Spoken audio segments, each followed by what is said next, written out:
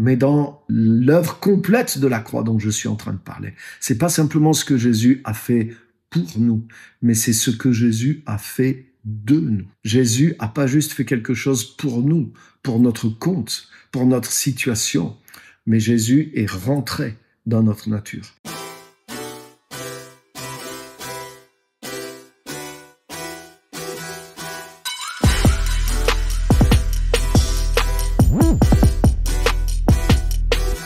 Bonjour à tous, ici c'est Pierre-Emmanuel de Clermont-Ferrand, je suis pasteur et auteur et aujourd'hui je voudrais m'entretenir avec vous d'un sujet tellement important. Et ce sujet c'est quoi? C'est que le Jésus qui est actuellement au ciel n'est pas le même que celui qui est descendu. Et je voudrais vous montrer pourquoi c'est d'une importance capitale pour notre vie en tant que chrétien et en tant que croyant. Donc bienvenue à bord de cette vidéo. Donc la première chose que je voudrais vous dire, c'est que effectivement, le Christ qui est dans le ciel n'est pas le même que celui qui était au ciel avant de venir sur terre. Et vous allez me dire, mais comment ça? Comment c'est possible? Mais si vous prenez la parole, il est dit justement dans Jean chapitre 1er que au commencement était la parole était avec Dieu et la parole était Dieu. Donc il est question de Jésus-Christ, la parole éternelle, qui est littéralement tournée face à face avec Dieu et qui était Dieu lui-même. Mais il est dit au verset 13 et 14 que cette parole s'est faite chair et qu'elle a habité parmi nous pleine de grâce et de vérité. Et c'est comme ça que la parole, c'est le but de la parole, elle nous a révélé le Père et la nature du Père. Mais la chose que nous dit aussi le Saint-Esprit par l'apôtre Paul dans 1 Timothée 2,5, il nous dit que maintenant, il y a un seul Dieu, mais aussi un seul médiateur entre Dieu et les hommes, Jésus-Christ, homme. Il y a une traduction qui dit même Jésus-Christ, homme lui-même. Donc qu'est-ce que ça veut dire? Ça veut dire que le Jésus qui était au ciel dans Jean 1 de toute éternité n'était pas un homme et était spirituel, était un esprit, comme Dieu est esprit. Mais il est venu sur terre, il a pris la chair, mais ce que la parole nous révèle, et c'est pour ça que c'est tellement important pour nous, c'est que quand Jésus-Christ a été ressuscité, il a été ressuscité corporellement, il a mangé, il a bu, il a passé plus de 40 jours ressuscité avec ses disciples, mangeant et buvant avec eux. Et quand il est même remonté au ciel, ce qu'on célèbre dans la fête qu'on appelle l'ascension, mais les disciples l'ont vu physiquement en tant qu'homme remonter au ciel.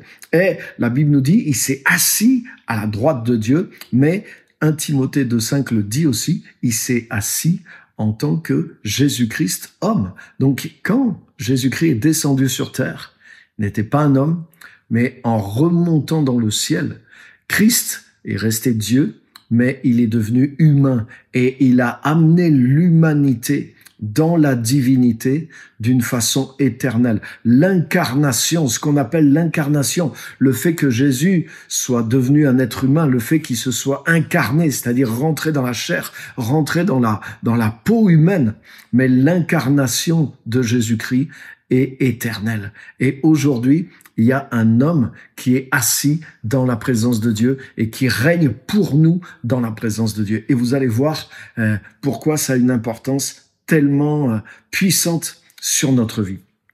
Donc, je voudrais affirmer encore cette vérité.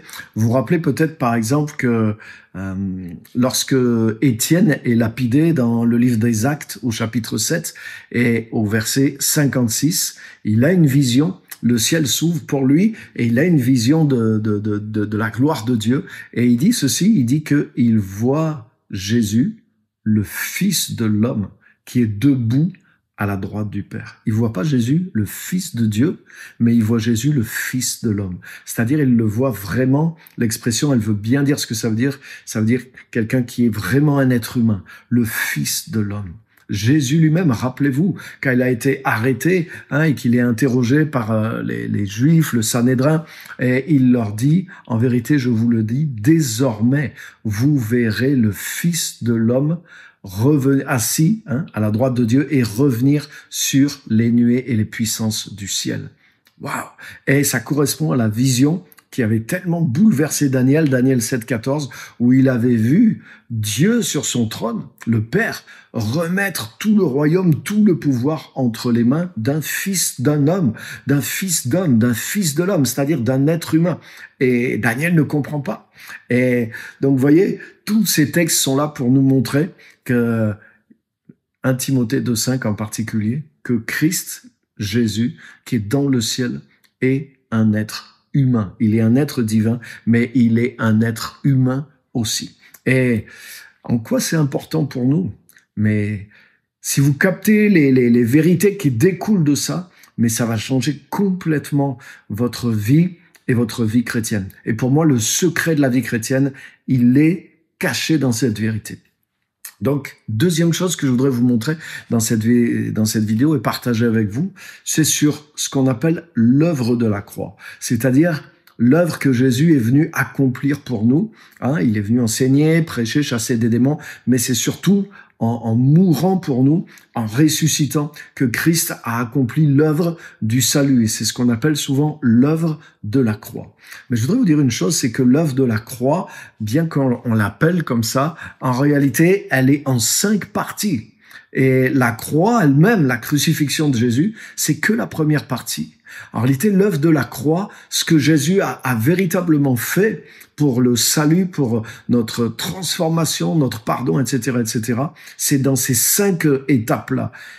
Jésus a été crucifié, Jésus est ressuscité, Jésus est monté au ciel, ce qu'on appelle l'ascension, Jésus a été intronisé, c'est-à-dire il s'est assis pour toujours en tant que fils d'homme à la droite du Père pour régner.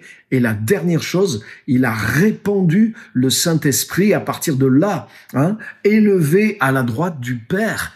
Pierre nous dit dans son discours à la Pentecôte, dans Actes chapitre 2, élevé à la droite du Père, il a reçu le Saint-Esprit et il l'a répandu comme il avait promis.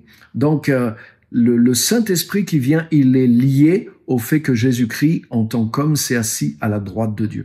D'ailleurs, dans Jean, si vous lisez Jean chapitre 7, à partir du verset 37 et 38, il est dit que, à cette époque-là, tant que Jésus était sur terre, il est dit le Saint-Esprit n'avait pas encore été donné parce que Jésus n'avait pas encore été glorifié.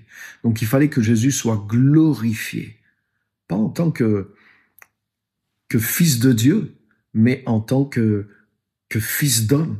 Jésus a été glorifié. Il a été intronisé. Et une fois qu'il a été glorifié, c'est pour ça qu'il l'avait dit, pendant qu'il était ressuscité, Jésus a ordonné à ses disciples même d'attendre. Il leur a dit, attendez. Il a fallu d'abord qu'il soit glorifié, qu'il remonte dans les lieux célestes et qu'ensuite il déverse, pour qu'ensuite il puisse déverser le Saint-Esprit. La venue du Saint-Esprit sur nous, c'est la conséquence du fait que Jésus, en tant que fils de Dieu, fils d'homme, a été glorifié. Et c'est pour ça qu'il peut répandre le Saint-Esprit sur toute chair, sur tous les êtres humains, parce que lui-même est devenu un être humain. Et il a amené cet être humain nouveau en lui, dans la gloire, dans le règne, apte à recevoir son esprit après avoir purifié et recréé en lui une nouvelle humanité. Donc, vous voyez les amis, l'œuvre de la croix, c'est plus que juste la crucifixion de Jésus. Et une des choses qui nous limite énormément dans notre vie chrétienne, c'est que nous prêchons presque qu'un aspect de l'œuvre de la croix sur les 5, et j'ai pas le temps de tout développer. Là, je vous donne vraiment un teasing en réalité de toutes ces réalités-là.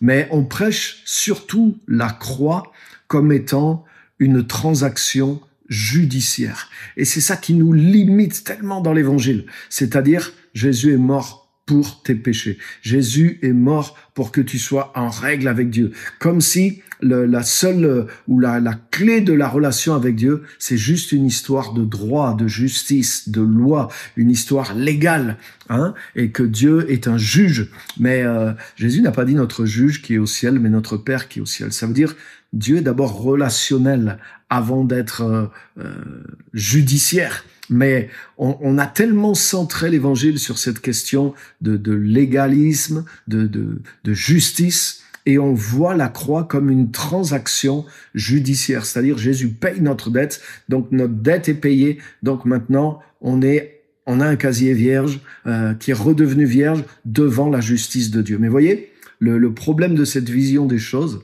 c'est que par la croix, donc, c'est ce qu'on prêche, le message de la croix, Jésus fait quelque chose pour nous, mais de loin. C'est-à-dire, il paye une dette comme quelqu'un payerait une dette pour que on soit à peu près OK avec Dieu. Mais voyez, on reste en dehors de Dieu, alors que l'incarnation de Jésus, c'est beaucoup plus que ça. Ça veut dire Jésus s'est pas contenté de venir régler notre dette, faire quelque chose pour nous, mais Jésus est rentré dans notre condition pour la changer. Et Jésus a ressuscité en tant qu'homme et il a créé une nouvelle dimension, une nouvelle création humaine en lui et il l'a emporté dans la gloire.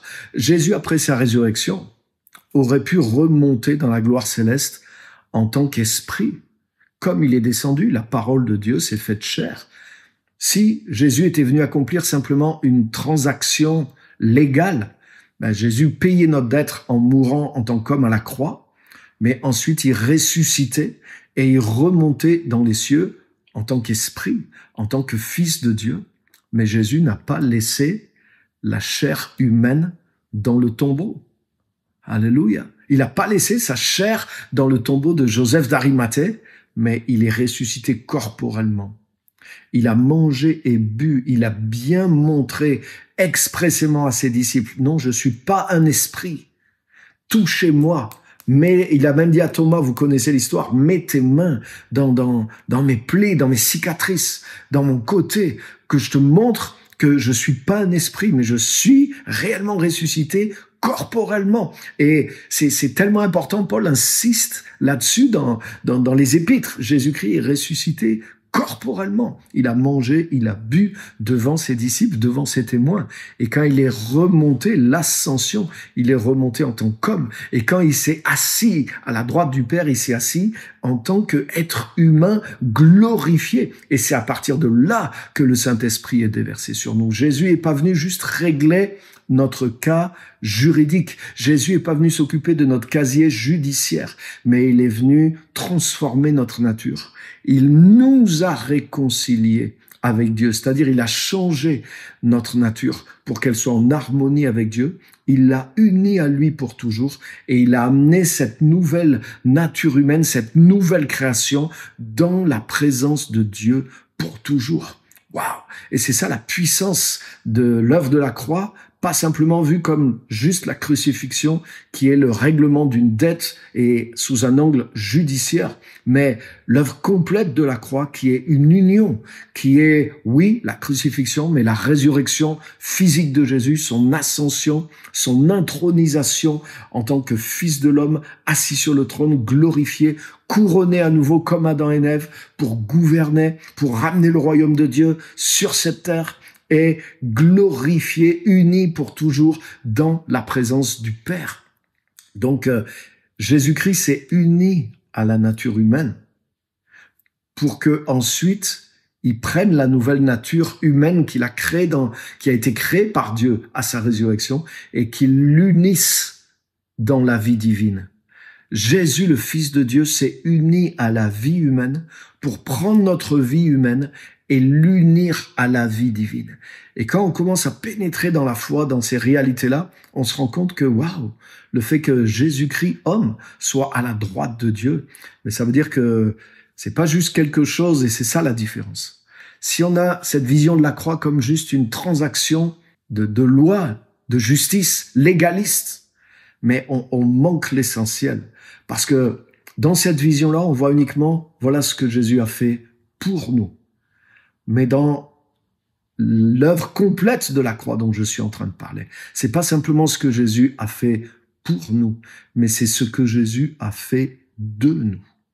Jésus a pas juste fait quelque chose pour nous, pour notre compte, pour notre situation, mais Jésus est rentré dans notre nature. Et Jésus a recréé une nouvelle nature en lui. et il nous a transformés. Il n'a pas juste fait quelque chose pour nous, mais il a fait quelque chose de nous qui est puissant, qui est réel, qui est éternel, qui règne, qui est en Dieu pour toujours. Et c'est pas quelque chose que nous faisons, c'est pas quelque chose que nous pouvons ajouter, mais c'est quelque chose qui a été fait de nous, qui est réel, qui est vivant et puissant en lui. Donc les amis, ça veut dire tout ça. 1 Timothée 2,5, le fait que, waouh, il y a un seul médiateur entre Dieu et les hommes, Jésus-Christ, homme. L'œuvre complète de la croix, sa résurrection, son ascension, son intronisation, le déversement du Saint-Esprit. Le fait que un homme soit en Dieu, le fait que l'humanité soit greffée éternellement à la divinité, ça en dit long sur le fait que justement Dieu, notre Père, son but premier, c'était de nous avoir dans une relation, dans une union organique éternellement avec lui. Et l'œuvre complète de la croix a atteint ce but.